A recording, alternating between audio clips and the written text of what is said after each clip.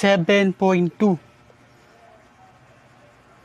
Ayan mga idol. So sa 100 volts DC, meron tayong 450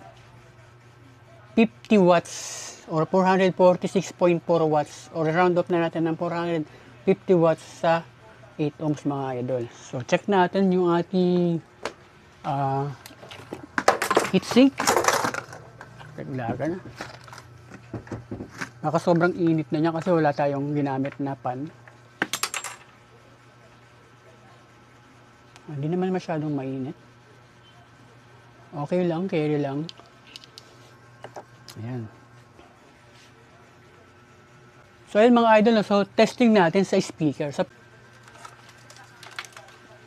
speaker, wag na dami load, speaker na lang. Kabit na natin, off na natin. So hinaan natin yung, so palitan natin yung load, gawin natin speaker.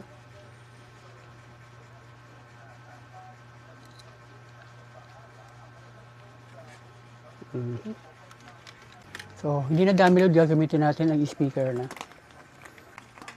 Tapos ang tunog na maririnig nyo ay 1000 Hz. Pakinggan nyo kung gaano kaingay yung ganong kasing voltage na lumalabas. Pero hindi natin pwedeng ito din kasi baka pwedeng masira yung speaker natin. Ito yung speaker.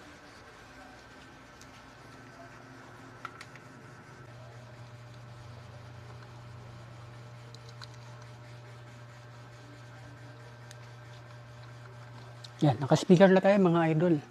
Check natin kung gaano ka ingay yung ganong voltahe. Okay, so testing.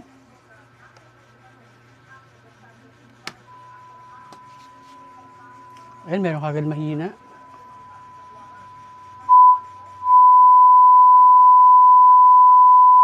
So ayan mga idol, 1.4 volts pa lang yung voltage na inire-release niya. Meron na tayong 85 decibel. Ayan, ang ingay 3.8 volts. Pero napaka-ingay na ng speaker natin. Yan yung 1000 Hz, no, na pure tone. Ganyan yung tunog niya. Diba yan? Wala. So, mantakin mo, ayan, eto pa lang. 10 volts. 104 na ingay, 104 decibel. Pagsak na tayo sa LTO na ito. So, 10 volts pa lang yung lumalabas dito sa atin. Ang ingay niya na yung 104 decibel. So, ibig sabihin, kung i-release natin yung buong kaninang lumabas, 60 volts AC. So, gano'n kaya kalakas yun dito sa atin? Gano'n kaya siya kaingay? Baka masira natin yung speaker natin. So, ngayon mga idol, try natin sa music.